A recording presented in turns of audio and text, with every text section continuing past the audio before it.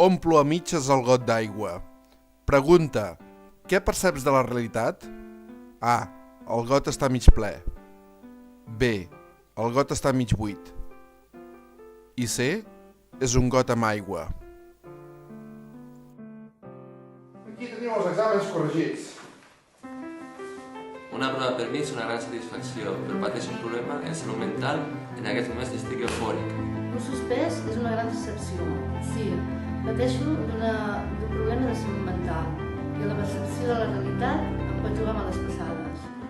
Un aprovat o un suspens no són indicadors de tenir una bona salut mental. És suficient entendre que tots estem exposats a patir un trastorn, com jo mateixa. Per la salut mental, no la discriminació, sí a les persones.